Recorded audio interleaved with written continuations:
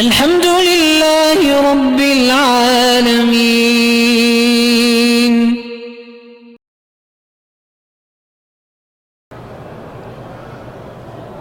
اور جن کو جہنم میں ڈال دیا جائے گا ان کی سب سے پہلے شفاعت جو ہے وہ تو انبیاء کریں گے،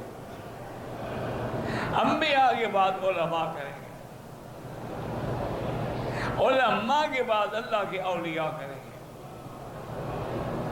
اسی طرح حملۃ القرآن، حافظ قرآن جو ہے وہ بھی شفاعت کریں گے.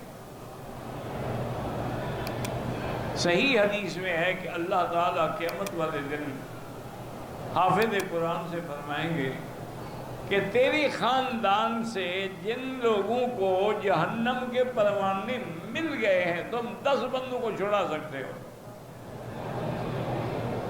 تو وہ 10 آدمیوں کی شفاعت کرے گا، اس کی شفاعت قبول ہوگی. اور ان کے والدین کے سر پہ، حافظ قرآن کے والد اور والدہ کے سر پہ حضور نے فرمایا کہ جنت کا تاج رکھے جائیں گے. اگر ان کا ایک موتی بھی دنیا میں آ جائے تو سورج بے نور ہو جائے گا. یہ اعزاز ملے گا.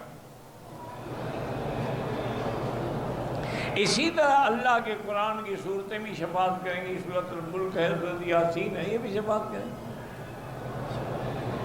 تو یاد رکھیں شفاعت برحق ہے. لیکن اب اس میں دوسرا مسئلہ ہے، شفاعت کون کرے گا؟ جس کو اللہ حکم دے گا، یعنی وہ اپنی مرضی سے نہیں کر سکتا. اسی لیے حضور نے فرمایا کہ میں سجدہ کروں گا، سجدے میں مانگوں گا، پھر حکم ہوگا کہ اچھا سر اٹھاؤ. تو بغیر اجازت کے انبیاء بھی شفاعت نہیں کر سکتے. اور دوسرا مسئلہ یہ ہے کہ شفاعت بھی اس کے حق میں کریں گے جس کے حق میں کرنے کی اجازت ہوگی. یہ نہیں کہ وہ کسی کافر کے حق میں شفاعت کریں. جیسے کہ سیاہ میں موجود ہے کہ قیامت کا میدان ہوگا، حضرت ابراہیم الخلیل علیہ السلام کھڑے ہوں گے، دیکھیں گے کہ ان کے والد کو، آزر کو فرشتے پکڑ کے زنجیروں میں جکڑ کے جہنم میں لے جا رہے ہیں.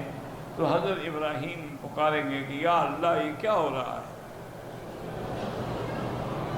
آپ نے تو وعدہ فرمایا تھا کہ یوم لا یخزی اللہ النبی والذین آمنوا معہ، کہ ہم اپنے انبیاء کو رسوا نہیں کریں گے. ایو خزی من الاب الابعد، اس سے بڑی میری رسوائی کیا ہوگی کہ میرا باپ جہنم میں ڈالا جا رہا ہے. اللہ فرمائیں گے ابراہیم آنکھیں بند کرو. بند کریں گے، آپ دیکھیں گے تو وہ ایک جانور کی شکل رکھتی. اور میں اس کو جہنم سے تو نہیں چھڑا سکتا، لیکن ہم نے شکل بدل دی ہے، وہ پہچانے گا نہیں کہ کون ہے. لیکن جہنم سے نہیں نکل سکتا کافر. تو جن کی موت کفر پہ آ جائے، شرک پہ آ جائے، حتیٰ کہ قرآن کا اتنا سخت لفظ ہے وَمَن يُشْرِكْ بِاللَّهِ فَقَدْ حَرَّمَ اللَّهُ عَلَيْهِ، اللہ نے اس میں جنت حرام کر دی. وَنَادَى أَصْحَابُ النَّارِ أَصْحَابَ الْجَنَّةِ أَنْ أَفِيضُوا عَلَيْنَا مِنَ الْمَاءِ. اب جنت والے کو جہنم والے پکاریں گے جہنم سے، اللہ دکھا دیں گے نا، ان کے درمیان میں پردے ہٹا دیں گے. پکاریں گے کہ مہربانی کر کے ہمارے لیے تھوڑا سا پانی بھی بھیج دو. ان افیضوا علینا من الماء او مما رزقکم اللہ، یا اللہ نے جو تمہیں رزق دیا ہے ہمیں بھی کچھ بچا کھچا دے دو. لیکن مومن کے جواب دیں گے قالوا ان اللہ حرمہما علی الکافرین، کہ اللہ نے جنت کی نعمتیں کافروں پہ حرام کر دی، ہم نہیں دے سکتے.